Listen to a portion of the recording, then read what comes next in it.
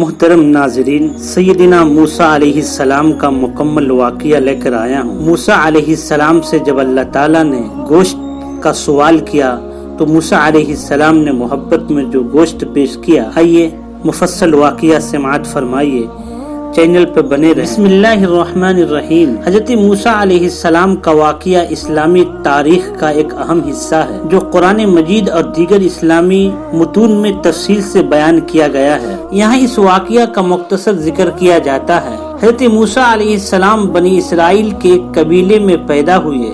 اس وقت مصر کا فرعون بنی اسرائیل پر ظلم کر رہا تھا اور اس نے حکم دیا تھا کہ بنی اسرائیل کے پیدا ہونے والے تمام لڑکوں کو قتل کر دیا جائے۔ حضرت موسیٰ علیہ السلام کی والدہ کو اللہ تعالیٰ کی طرف سے الہام ہوا وہ موسیٰ علیہ السلام کو ایک صندوق میں رکھ کر دریا میں چھوڑ دیں۔ اللہ تعالیٰ کے حکم سے یہ صندوق فرعون کے محل کے قریب جا پہنچا اور فرعون کی بیوی آسیہ نے اس بچے کو اپنا بیٹا بنا لیا۔ ناظرین، جب حضرت موسیٰ علیہ السلام جوان ہوئے تو انہیں اللہ تعالیٰ نے نبوت عطا فرمائی اور انہیں حکم دیا کہ وہ فرعون کے پاس جا کر بنی اسرائیل کو اس کے ظلم سے نجات دلائیں۔ حضرت موسیٰ علیہ السلام اپنے بھائی حضرت ہارون علیہ السلام کے ساتھ فرعون کے دربار میں گئے اور اسے اللہ کی توحید کی دعوت دی، لیکن فرعون نے انکار کیا اور جادوگروں کو بلا کر مقابلہ کیا۔ اللہ تعالیٰ کی مدد سے حضرت موسیٰ علیہ السلام کا عصا ایک بڑے سانپ میں تبدیل ہو گیا اور جادوگروں کے سب جادو کو ختم کر دیا۔ حضرت موسیٰ علیہ السلام کی معجزات دیکھ کر بھی فرعون نے ایمان نہیں لایا اور بنی اسرائیل کو آزاد کرنے سے انکار کر دیا۔ اللہ تعالیٰ نے فرعون اور اس کے قوم پر مختلف عذاب نازل کیے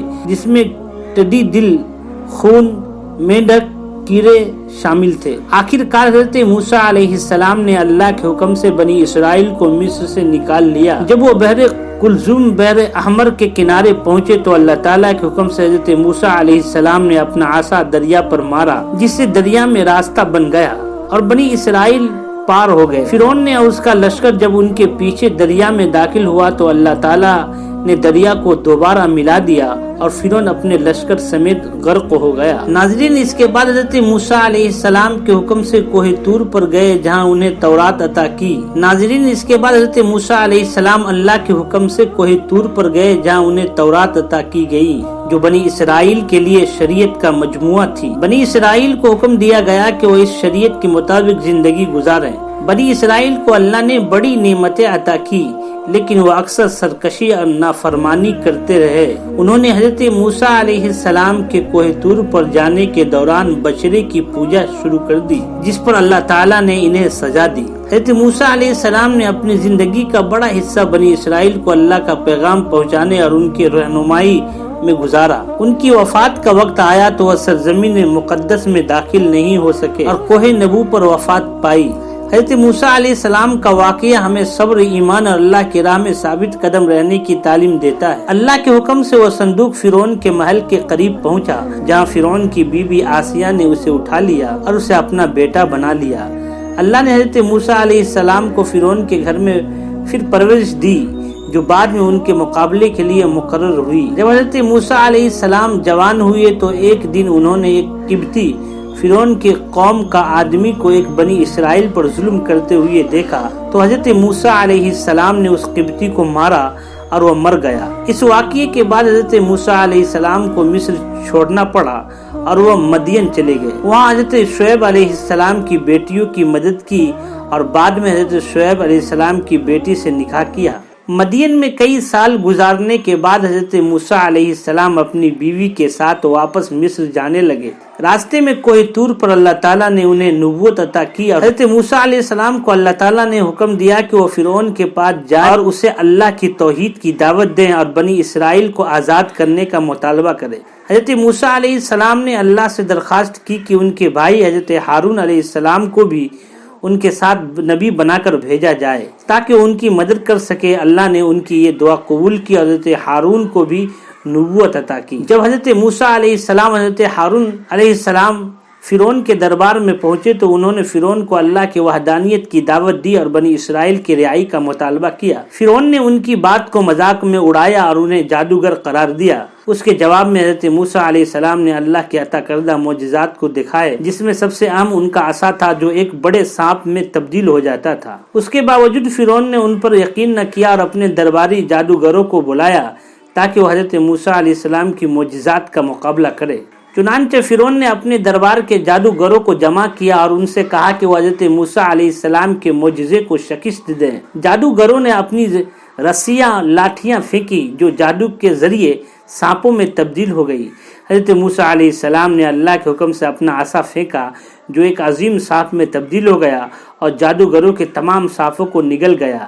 یہ دیکھ کر جادوگر سمجھ گئے کہ حضرت موسیٰ علیہ السلام واقعی اللہ کے نبی ہیں اور انہوں نے فوراً ایمان قبول کر لیا، لیکن فرعون نے اپنے غرور اور تکبر کی وجہ سے ایمان لانے سے انکار کر دیا اور جادوگروں کو سخت سزا دی۔ فرعون کی سرکشی کے باعث اللہ تعالیٰ نے اس پر اور اس کے قوم پر مختلف عذاب نازل کیے۔ ان عذابوں میں خون، مینڈھک، جوئیں، ٹڈی اور اندھیرا شامل تھی۔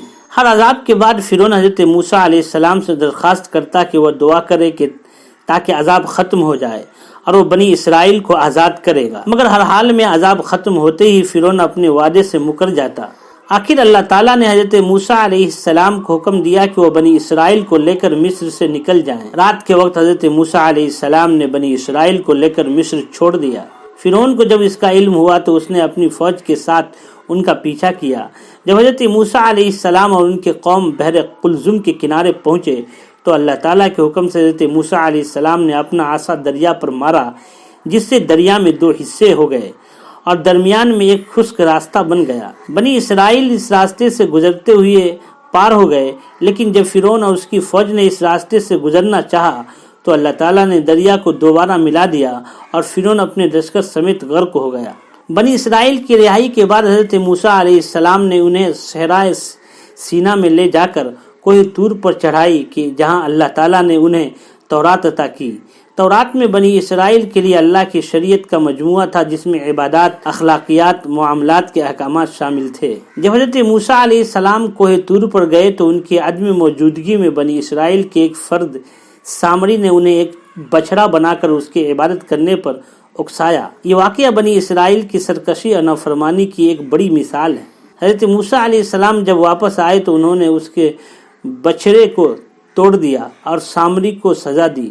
اللہ تعالیٰ بنی اسرائیل کو ان کے اس گناہ کی معافی دے، لیکن انہیں اپنے گناہ کا کفارہ ادا کرنا پڑا۔ حضرت موسیٰ علیہ السلام نے اپنی زندگی کا بڑا حصہ بنی اسرائیل کو اللہ کا پیغام پہنچانے اور اس کی رہنمائی میں گزارا۔ حضرت موسیٰ علیہ السلام کو حکم دیا کہ وہ بنی اسرائیل کو سرزمین مقدس فلسطین میں لے جائیں، لیکن بنی اسرائیل کی نافرمانیوں کی وجہ سے وہ فوراً اس سرزمین میں داخل نہ ہو سکے۔ حضرت موسیٰ علیہ السلام کی وفات کوہ نیبو کے قریب ہوئی، جہاں سے انہیں سرزمین مقدس کا منظر دکھایا گیا تھا۔